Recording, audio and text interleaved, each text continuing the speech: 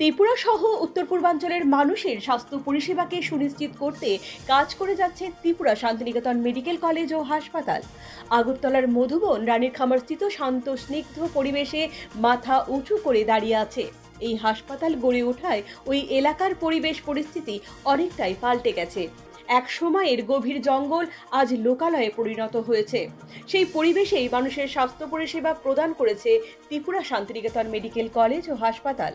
এই হাসপাতালে বর্তমানে অন্তর্বিভাগ ও বহির্বিভাগে রোগীদের জন্য অত্যাধুনিক প্রযুক্তি সহকারে চিকিৎসা পরিষেবা চালু আছে। সোমবার থেকে শনিবার পর্যন্ত ওপিডি পরিষেবা চালু আছে, আর 24 ঘন্টা চালু আছে অন্তর্বিভাগের পরিষেবা। রাজ্যের ও বহিরাজ্যের খ্যাতনামা চিকিৎসকগণ এই হাসপাতালে রোগীদের চিকিৎসা পরিষেবা দিচ্ছেন। সেই সঙ্গে দক্ষ, বিচক্ষণ, নম্র, মনোভাবাপন্ন নার্স ও অন্যান্য স্বাস্থ্যকর্মীরা রোগীদের সেবা করছেন।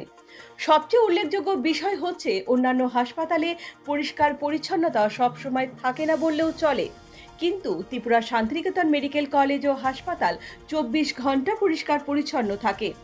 রাজ্যের বিশেষজ্ঞ চিকিৎসকদের পাশাপাশি ত্রিপুরা শান্তিনিকেতন মেডিকেল কলেজ ও হাসপাতালে এসে দেশের খ্যাতনামা চিকিৎসকরাও রোগীদের পরামর্শ দিয়ে থাকেন।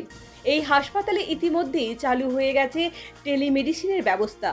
দিল্লির স্যার গঙ্গারাম হাসপাতালের খ্যাতনামা চিকিৎসক, বেঙ্গালুরুর অ্যাপোলো স্পেশালিটি হসপিটালের বিশেষজ্ঞ চিকিৎসকগণ এই হাসপাতালে রোগীদের টেলিমেডিসিনের মাধ্যমে পরিষেবা প্রদান করছেন।